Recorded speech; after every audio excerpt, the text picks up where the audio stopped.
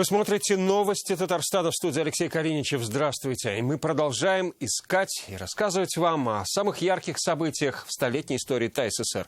17 февраля 1959 года в Нижнекамске было принято решение о проектировании нефтехимического комбината. В 1963 году началось строительство первого комплекса, а еще через 4 года выпуск первой продукции.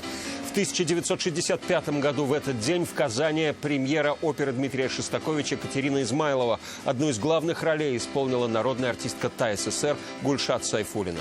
17 февраля 2012 года в Буинском районе на родине Баки-Урманче открыт музей, посвященный нашему великому земляку.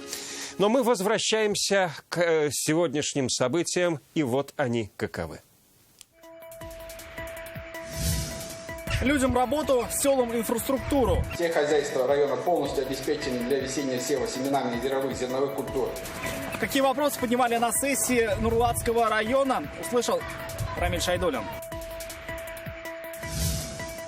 Не только новые очистные, но и, возможно, санаторий. В течение 2 лет велось это строительство, и в этом году оно будет введено в эксплуатацию. Чем жили новошишминцы в 2019 году и какие задачи поставлены на этот, знает Зарина Ахметова. Уберечь лифты от вандалов, горожан от падения, переходы от потопов. Один раз вообще затопило вот так, вот даже было водой. В каком состоянии подземные переходы сегодня, увидела Юлия Муратова. Увековечат героя на больших экранах. Поверить, что все это случилось. В это не могли поверить 12 лет следователи, которые допрашивали нашего героя. Каким Тимур Бекмамбетов видит свой новый фильм о подвиге Михаила Девятаева, узнал Сергей Хайдаров. Привлечь инвесторов в Нурлатский сахарный завод и трудоустроить сотрудников, изучить состояние моста и найти возможность ремонта. При этом вовремя выполнить все задачи национальных проектов Владимира Путина. Сегодня такие поручения получили власти Нурлатского района. Сюда Рустам Минниханов приехал с рабочей поездкой. Где главные точки развития самого южного района республики и какие сферы еще предстоит подтянуть, расскажет Рамиль Шайдуллин.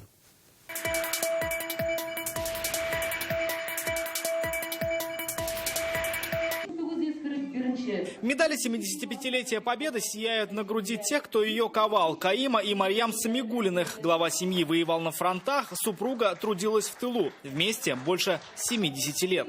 Время сейчас не те военные годы. Сейчас большие успехи, люди счастливые, все обеспеченные. Живем, слава Богу. Их чествуют в новом ЗАГСе района. Объект появился в прошлом году. На его счету уже десятки молодых пар. Открывшись к юбилею района, к столетию республики, это, наверное, одно из самых романтичных мест Нурлата. Кроме того, что здесь скрепляют браки, здесь же признаются в любви. А в детской школе искусств занимаются творчеством, как показывают президенту. Когда-то детей обучали музыке, танцам и рисованию. Теперь это еще и арт-пространство. Если кто-то имеет хоть капельку терпения, чтобы расправить крылья. О том, чего еще ждать Нурлату, говорят на сессии района. Из успехов прошлого года центральная улица Карла Маркса, изменившаяся на средства федерального гранта. Устроены скверы, установлены малые формы, сцены для проведения культурных мероприятий, созданы условия по повышению безопасности дорожного движения и в первую очередь безопасность детей. Он из железнодорожной станции превращается в комфортный, прекрасный город. Вот так она выглядит сегодня. Преобразились фасады, шире стали и тротуары. Теперь на них визуально и даже тактильно видны зоны для пешеходов и для велосипедистов. В селах пока много нерешенных проблем. Одна из них – мост в селе Урняк. У нас в деревне Урняк основана в 1928 году. С тех пор вот эта проблема существует. Проблема этого моста – это совершенно неправильно. Значит, Сафин здесь, Сибгатуллин здесь. Дайте задание на проектирование, и надо найти решение. А вот судьба градообразующего предприятия сахарного завода с этих дней другая. Как стало известно, оборудование, которое находилось на стадии большого износа, в эти дни проходит консервацию, но без работы. Пока остаются 188 человек. Есть проблема сахарного завода. Так получилось, что он не соответствует, не конкурентен, но очень внимательно надо посмотреть, что, как мы можем задействовать этих людей. Еще одна из задач – повысить зарплату. Сейчас в районе она немного меньше, чем в целом по Татарстану. А на 24 предприятиях ниже МРОТ. Напомним, еще на минувшей неделе Рустам Минниханов говорил, что такого быть не должно. Нурлатский район также может улучшить показатели в аграрном секторе. Все это отражается на доходах наших граждан. Критерий бедность, он является одним из основных критериев, которые указаны и в наших национальных проектах. Другие задачи, поставленные перед районным активом и депутатами, в приоритете выполнения национальных проектов. Рамиль Шайдуллин, Александр Лобанов, ТНВ, Нурлат. Татарстан намерен расширять сотрудничество с Туркменистаном. Об этом сегодня шла речь на встрече Рустама Минниханова и Сердара Бердымухаметова, туркменского министра промышленности и строительного производства. По итогам минувшего года совместный товарооборот вырос, превысив $65 миллионов. Перспективными направлениями видят сотрудничество с Зеленодольским судостроительным заводом, сферу строительства, подготовки высококвалифицированных специалистов на базе вузов Татарстана.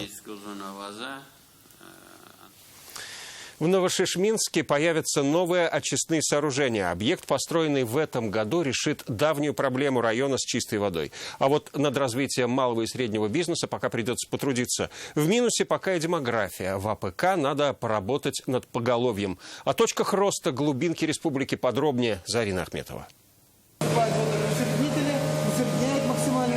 250 кубометров в сутки. Столько будут пропускать эти очистные.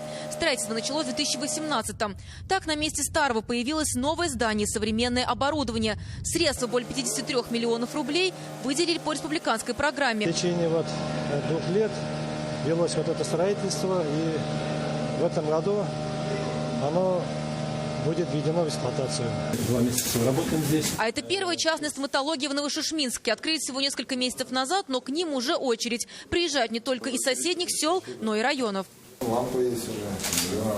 Это один из 346 предпринимателей района. Несмотря на то, что растет их влияние на экономические показатели, стремится есть к чему. Место для того, чтобы увеличивать и в валовом продукте, и в занятых в малом бизнесе, у вас в районе еще перспектива достаточно большая. Валовый территориальный продукт района за прошлый год составил более 19,5 миллиардов рублей. Большую часть занимает нефтяная промышленность, 12% малый и средний бизнес, сельское хозяйство 13%. Проблемными остаются вопросы развития ЛПХ, низких зарплат и сферы животноводства. За последние 5 лет в районе сократилось поголовье КРС, стало меньше и свиней.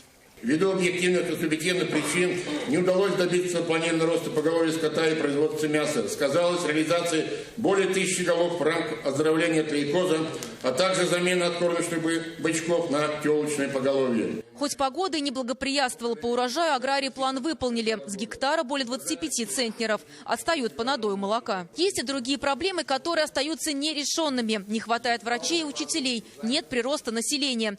Здесь Рустам Нигматуллин напомнил про программу поддержки семей, инициированные президентом России. Для поддержки многодетных семей это дополнительные меры по выплате пособия уже на первого ребенка, по достижению 3 лет. Выплаты пособия по обеспеченным семьям до исполнения ребенка 7 лет. Для улучшения показателей демографии есть все необходимые ресурсы. В этом году в районе обнаружены залежи глины и лечебной воды. Сейчас обсуждается вопрос о создании в этом месте санатория. Зарина Ахметова, Алмаз Зиединов, ТНВ, Новошишминский район. Строительство Большого Казанского кольца идет по графику. Первую очередь планируют сдать в августе к столетию ТАССР. Об этом сегодня рассказали в столичном исполкоме. Отметим, что это проект на особом контроле президента республики. Ежедневно на участке дороги от улицы Булатова до улицы Борисковская задействованы 30 единиц техники и порядка 100 человек работают в 2 смены.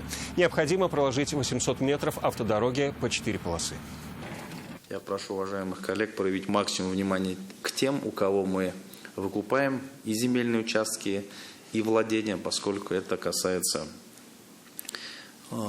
их собственности, и для них это очень важно при выборе новых квартир. Для строительства Большого Казанского кольца необходимо изъять 148 земельных участков. На это в бюджете заложено более полумиллиарда рублей. Как рассказали, суммы выкупа разнятся в зависимости от размера участков и домов. Минимальная на сегодня составила 1,5 миллиона, а максимальная 12 миллионов рублей. Ну, сначала, был такое, что неохота съезжать, всю жизнь здесь прожили. Но потом уже осознали, дорогу, она все равно будет. От этого уже никуда не деться. Принято решение. Она и нужна, эта дорога, в принципе. Большие автобусы на городские маршруты в Челнах должны вернуться к маю. Такое поручение сегодня на деловом понедельнике дал мэр Автограда Наиль Магдеев. Также он отметил, исполком должен взять на контроль работу частных перевозчиков, которые сейчас обслуживают муниципальные маршруты после того, как электротранспорт остался без автобусов. Сейчас город готовит новый конкурс на 6 освободившихся маршрутов.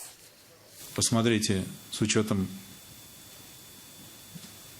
дополнительного ввода жилья, который появился в 63-м комплексе, в Замеликесе, может, где-то нужно поправить маршрутную сетку, особо не меняя маршруты. Так? Все эти моменты посмотрите, потому что за 5 лет, с того времени, как мы эксплуатировали автобусы муниципального унитарного предприятия электротранспорта, тоже многое чего поменялось. Поэтому поработайте. Как уберечь лифты от вандалов, переходы от потопов, а горожан от падений? За благоустройство подземных и надземных переходов в Казани взялись городские власти. На ремонт 40 миллионов рублей. В планах установить системы блокировки в лифтах, сделать новые напольные покрытия и отремонтировать старые подъемники. В каком состоянии пешеходные переходы сегодня, увидела Юлия Муратова. Она сначала говорит, читайте правила. Эльмира Авзалова одна из тех, кто уже активно пользуется новыми лифтами в подземном переходе в самом центре Казани. По городу часто передвигается с маленькими детьми и коляской. Спуститься я смогла, лифт работал на той стороне. На этой стороне диспетчер просит нажать вторую кнопку, а лифт не отвечает. Новые лифты по новой методике. Подробная инструкция здесь же. Сейчас в городе планируют обновить еще 10 лифтов. Напомним, большинство из них появились, когда Казань готовилась к универсиаде. Некоторые уже нуждаются в срочной замене деталей. Вот такой ловушки оказались люди. Стоим уже 15 минут. Механика до сих пор нет, кнопки не реагируют. Определенный срок они отрабатывают свой. Потом мы начинаем менять запасные части, либо меняем сами платформу. В некоторых подземных переходах несколько лифтов, но работают не все. И часто причина — вандализм, говорят в мэрии. Хулиганы выжигают кнопки и оставляют после себя вот такие разбитые стекла. На новых лифтах планируют установить и систему блокировки. Пользователь нажимает на кнопку вызова, и тут же через камеру отображается на дисплее у диспетчера. Поэтому никакой хулиган или вандал не сможет просочиться в кабину лифта. Дверь будет просто заблокирована. Зима, гололед, скользкий бетон. Еще одна проблема подземок – падения и переломы. Резиновая крошка, которая сначала покрыла подземный переход на кольце, появилась уже и в других местах. Скользить теперь не придется. Вот такая резиновая крошка уложена на Павлюхина в конце прошлого года. Это 224 квадратных метра нового покрытия. По словам производителя, она абсолютно безвредна. Но в случае чего здесь также установлена и вентиляция. Главное, не пачкается, и человек приятный, и внешний вид хороший. Но мне нравится, хорошо.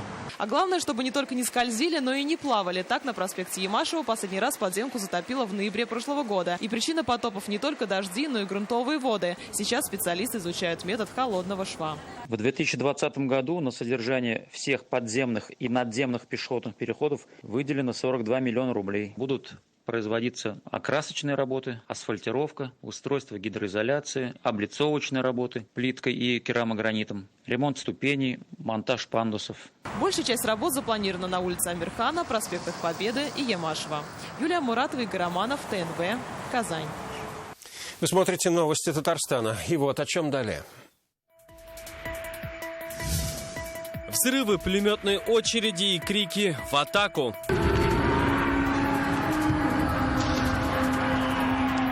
Как в набережных Челнах реконструировали прорыв блокады Ленинграда. Увидел Салават Мухаммадуллин. Увековечат героя на больших экранах. Поверить, что все это случилось. В это не могли поверить 12 лет следователи, которые допрашивали нашего героя. Каким Тимур Бекмаметов видит свой новый фильм о подвиге Михаила Девятаева, узнал Сергей Хайдаров. 10 лет работы над восстановлением наследия Татарстана. Сегодня свой юбилей отмечает Республиканский фонд Возрождения. Он был основан первым президентом республики Ментимиром Шаймеевым в самом начале 2010 года. За эти годы возрождены десятки памятников в Древнем Болгаре и острове Граде Свияжск. Сам болгарский комплекс, Успенский собор, монастырь в Свияжске включены в список всемирного наследия ЮНЕСКО. Татарстан – единственный регион страны, который за последние 18 лет смог включить сразу 3 памятника в список охраны. За такую масштабную работу Ментимира Шаймеева лично поблагодарил президент России. Позже, по инициативе Владимира Путина и Рустама Минниханова, на средства фонда была построена Болгарская исламская академия. Сейчас Возрождение воссоздает собор Казанской иконы Божьей Матери. Храм признан стать одним из центров развития православия в стране. Ментимир Шаймеев лично контролирует строительство. С февраля прошлого года по инициативе госсоветника республики стартовал проект по созданию полилингвальных школ в Татарстане. Первый комплекс откроется уже к 1 сентября. Болгарской исламской академии предстоит непростая конкуренция с зарубежными образовательными учреждениями. Поэтому важно, чтобы выпускники возвращались отсюда с правильными знаниями. Такую задачу поставил на заседании попечительского совета Сергей Кириенко 8 февраля. Сейчас здесь преподают как татарстанские богословы, так и зарубежные профессоры. Среди них и шейх Абдуль-Раззак Аль-Саади, в прошлом советник самого Саддама Хусейна. О его жизненном пути подробнее Алия Хайрудинова. По этой дороге он проходит как минимум 3 раза в день. От Академии до Белой мечети километр пути. Это примерно 10 минут.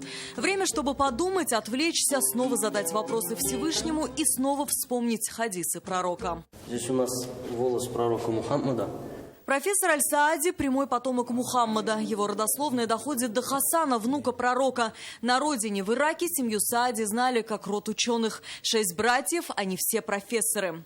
В 2003-м, ровно за 20 дней до вторжения войск США и свержения режима Саддама Хусейна, наш герой покидает родину. Я чувствовал, что люди здесь добрые и гостеприимные. И жить мне здесь очень приятно. Здесь я общаюсь с представителями разных религий. С ними тоже очень приятно. Благодаря Всевышнему эта страна безопасная, и жить в ней хорошо. Ровно 5 лет назад в Россию его пригласил председатель Центрального дум страны Талгат Хазрат Таджудин. Вместе они организовали полугодовой курс для 30 имамов. Все удачно.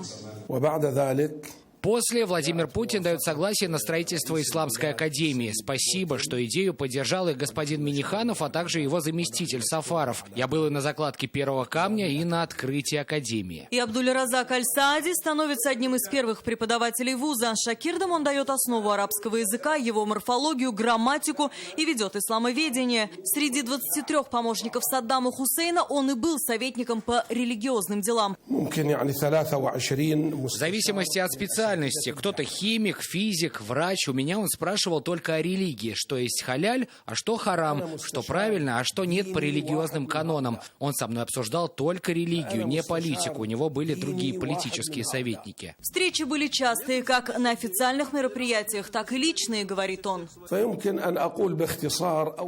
не был безошибочным человеком. Мы все ошибаемся, но у него тоже есть положительные стороны. И их больше. На самом деле он был против терроризма и нестабильности в стране. Эту страницу жизни он давно перевернул, но и сегодня продолжает проповедовать ислам как религию мира. В Татарстан приезжает на месяц раз в полгода к своим студентам. Когда я ему отправляю по электронной почте или же связываюсь с ним, задаю ему какие-то вопросы, будь то по своей магистерской работе, или же вообще обычные жизненные вопросы, он не заставляет долго ждать. Он во время экзамена даже дает нам знания, какую-то новую информацию. Ему никогда не скучно, ему никогда не лень, чтобы объяснил подробно что-то, если он хочет довести до человека. Кроме занятий в академии, он обучает студентов по всему миру дистанционно. Малайзия и Иордания. Выкладывает свои лекции на YouTube. А когда приезжает в Снежный Болгар, студенты от него не на шаг. Вклад, безусловно, в становление академии его большой. Поскольку как первый преподаватель он представил свое видение того, как должен строиться образовательный процесс. Ну и, собственно, стал и первым преподавателем для наших магистрантов и докторантов. Но иногда профессор Аль-Саади остается один и переосмысливает свой путь. Он мечтает оставить след праведника, след человека, который донес до людей, что ислам – религия уважения. Аллах не спаслал ислам, чтобы мы уважали и людей, и животных. Алия Хайрудинова, Алмаз Зиеддинов, ТНВ, Болгар. Винтовки, артиллерия и боевая техника. Так в Набережных Челнах реконструировали легендарную операцию «Искра» против блокады Ленинграда. Оккупация северной столицы – одна из самых страшных страниц Великой Отечественной войны. Как освобождали город на Неве, историческую реконструкцию увидел Салават Мухаммадуллин.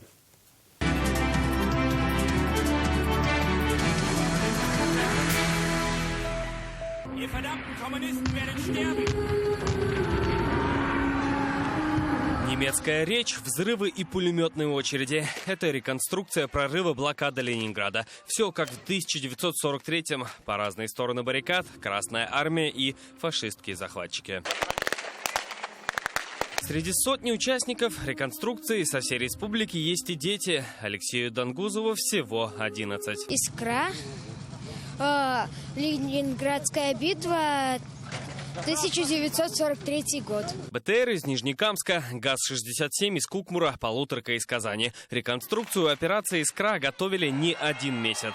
Мы бывалые люди, часто это делаем, много это делаем. И очень благодарны вашим организаторам, кстати. Главная роль на поле боя у пехоты. Не жалея себя, солдаты прорывали блокаду с 18 по 20 января 43-го. В итоге дорога жизни шириной 8-11 километров. Мурашки просто сходят и чувствуются. На самом деле очень, как это важно сейчас нам почувствовать, что испытывали тогда люди, и как это было дорого, и как это было ценно. Реконструкцию событий приурочили к 75-летию победы в Великой Отечественной войне. Ведь операция «Искра» стала одним из поворотных моментов в истории не только нашей страны, но и всего мира. Салават Мухаммадуллин, Ильшат Аюпов, Рамиль Закиев, ТНВ, Набережные Челны. Как оценивает нынешнюю молодежь в плане патриотизма легендарный генерал и участник афганской войны Руслан Аушев? Читайте об этом в интернет-газете «Реальное время». О легендарном Михаиле Девитаеве снимают блокбастер. Сегодня Тимур Бекмамбетов рассказал о своем новом проекте «Фау-2. Побег из ада». Фильм расскажет о невероятной истории подвига нашего земляка Михаила Девитаева, который вырвался из фашистского плена на вражеском самолете в 1945 году. Когда выйдет кино, расскажет Сергей Хайдаров.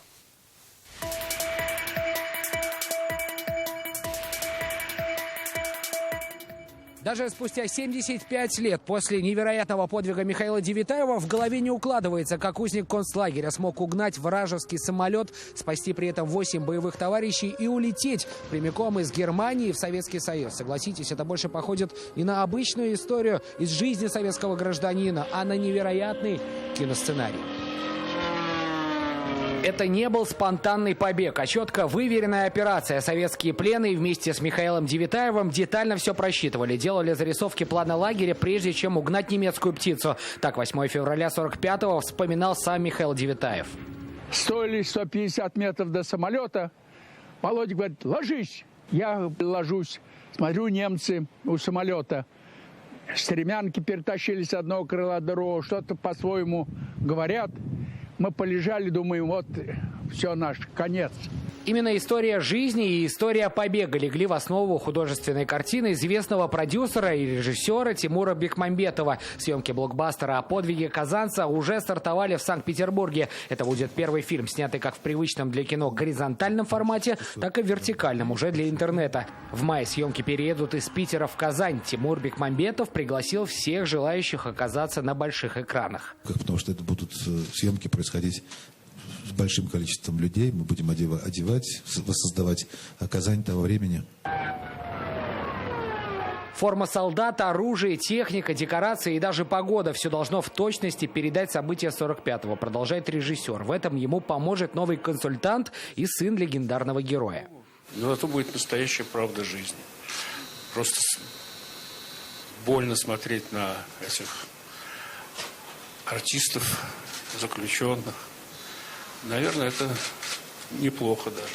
Самого Девятаева в фильме будет играть Павел Прилучный. Как рассказывает актер, погружаясь в образ, все больше ужасался тому, что творили немцы. Вот эта история с кожей так вообще убила. Я не знал этого факта ранее, о том, что немцы делали сумочки и, значит, абажуры из человеческой кожи.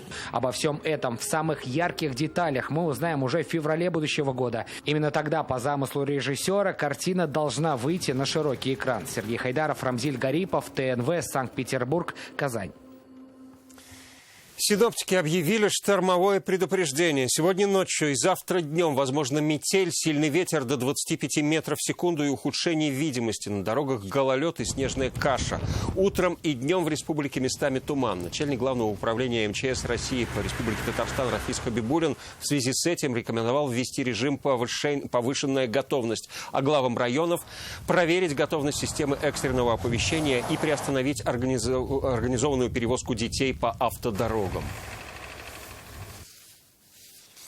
Более подробно о погоде в продолжении выпуска. У меня пока все. До встречи в следующих выпусках. Всего вам доброго.